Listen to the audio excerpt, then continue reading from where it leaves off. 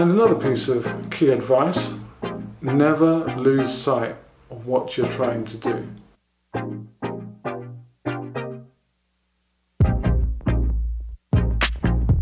Hello, I'm John Shepherd. We've just come to the end of the indoor season. So what type of training should you be doing now? In the UK, and for much of Europe, we've just finished our indoor season, and we'll be going to build up again for a peak towards the end of June. I'm referring here to the athletes in my group and the senior ones, who will be aiming potentially for the European trials. Having a number of athletes in the US, it's a different scenario, isn't it? Insofar as the indoor season virtually transitions straight away into the outdoor season, give or take a couple of weeks.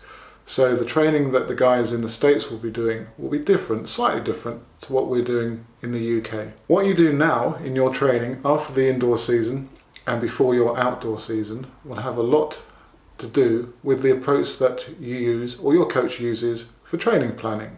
Now, training planning is known as periodization. I'm not going to try to bore you to death with an overview of all the types of periodization models that there are. So what I'm going to do is I'm going to specifically talk about the type of periodization that I use. Now, this is known as undulating periodization or multi-targeted block periodization. That's a bit of a mouthful, isn't it? Well, basically, the way I approach the organisation of my training is to put all the ingredients of what's needed and the key ingredients at that, i.e. speed, power and technical execution, into a training mix, a sort of recipe, and train them all the time throughout the entire training year. So when the athletes come back to training in September, October time, we don't start with a significant build-up phase. A lot of them are mature athletes in any case. So basically we'll be starting to do acceleration work, speed work, takeoff work from the get-go. What I do is cycle the training, the elements of those aspects of training, the ingredients of the recipe throughout the training phases. And yes, they do gradually progress, but the idea is that you never lose sight of speed. Speed is always in the ascendancy, as is the ability, for example, for the long jump to take off. As the indoor season approaches, for example, we increase the amount of speed work and the amount of technical work, and we've gone back down the run-up so the athletes are able to take off at speed, and we've done a lot of work on the penultimate step, for example. But we may be still doing a little bit of background work as well. So some circuits, lots of plyometrics. Plyometrics are a central feature of my training. It's just that we'll back off them a little bit as the indoor season comes through. We integrate our plyometrics into the majority of our training sessions. So before a track session, or a sprint session I should say, or before a technical pit work session, we'll do some aspect of plyometric work. The transition between the indoor season and the outdoor season can be a potentially tricky one, in that the athlete has come to a reasonable peak and then they've got to build up again or transition towards the outdoor season. So how far do you step back? Do you go back to general training? What do you back off on, or what do you keep going with? So what do I do? Well, at the end of the indoor season, the athletes will have some downtime. Some will take 3 to 4 days off, potentially a week. Those that didn't have such a major indoor season will continue to train. But the idea for me is that we step back a little bit, in that we don't need to go flat out so much for a week or two. We may run up to 90%. In fact, I'll instruct the athletes to run at a comfortable pace for them. And by comfortable, I mean they still have to run fast. So for example, if we're doing in and out 60-meter runs, where you accelerate for 20, relax for 20, and then attack the final phase, the instruction may be to run the final phase at 90% or 85%. So they're not going as fast as what they could do, and also this is allowing them to regenerate a little bit and work on their technical execution of their running action. So the idea is that we step back a little bit and then we start to build up again, but also in this phase we may remove some of the jumping technique work, because obviously they've done a lot of it in the indoor season. So what we do is we will replace some of that with more plyometric work, more power combination training.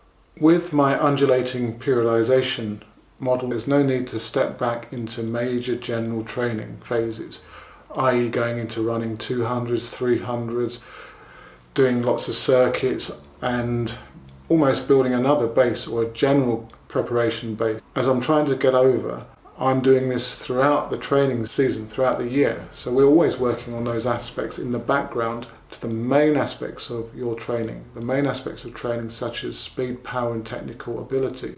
Those are the three things that are going to make you jump further. So after 2 to 3 weeks of slightly backing off in terms of the sharp end of all the work we do, but to reiterate again, it's still quality training. We then start to progress towards the outdoor season. So we start to introduce more technical work again, and we start to elongate the run-ups gradually. Now there'll be less of a loss in terms of the ability to take off from speed due to the fact that only a couple of weeks ago the jumpers were running in and taking off for full run-ups, and they were also competing. So therefore they should literally get up to speed a lot more quickly at this time of the season. And if the training has been going properly and the athletes are adapting to it, they should start to jump further because of the progression of all the work from the day that we started training to the current point in time. If you are following a more traditional periodization model, basically you follow a pyramid structure with the base and then you get more and more specific throughout the season. Now you can have a single periodization year, a 2-peak periodization year, or even a 3-peak model.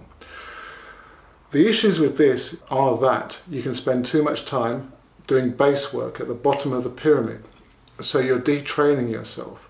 Basically, if you want to run fast, you need to run fast. So consequentially, these approaches have started to lose favour in favour of undulating periodization or block periodization. Another key aspect of my preparation for the outdoor season, all being well, is when we go warm weather training, which will be at the end of April, early May. That 10 to 14 day period is another unit of training that will bring the athlete further towards competition readiness. Obviously, hopefully the weather's going to be good and we're going to be able to get in some good quality work. If you've been following my videos, you'll know that I made a series last year on our warm weather training trip to Portugal, and there's a particular video about how to plan the training and crucially not to do too much, or rather burn yourself out whilst you're warm weather training.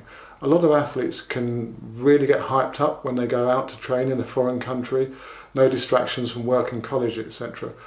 And as a coach, but also as the athlete, and knowing that they have to do this, they have to slightly hold back so that they don't put all their best performances down in the 2 weeks that we're out there training. We want them to be getting ready, getting into that sharpness and getting really ready to unleash that top performance when they get back to the UK, and then about 3 to 4 weeks later, in our case, for the trials. Once we return from warm weather training, we've then got 4 to 6 weeks before the trials take place, and this is obviously a very crucial period in that you've got to start competing in order to get themselves ready for the important competitions later on. Getting up to speed for a competition mentally is another aspect that I'll cover in a subsequent video. I've had a few questions from channel subscribers on that very aspect about mental preparation and readiness. But being able to compete obviously is a crucial aspect of performance. Your nervous system and the way your muscles react to the takeoff and to speed will increase through competitions. So it's very important to structure in the competitions optimally to bring about a peak when you really need it. And the great thing about undulating periodization and block periodization models is that they enable the athlete to have multiple peaks throughout the season. Unlike in the traditional linear pyramidal types of periodization, where it's harder to have multiple peaks. You tend to have a peak that lasts for a period of time and then your performance level falls off. With undulating and block periodization, it's much more easy to come to a peak, back off, come to another peak, back off, come to another peak throughout the season. I hope this brief overview of periodization and what you can do at the end of the indoor season to get maximum performance in the outdoor season has helped you. As usual, if you like the video, give it a thumbs up, but please do leave any comments about what I'm saying and I'll try to answer those either in the section under the video or in a further video. Oh, and of course, do subscribe to the channel.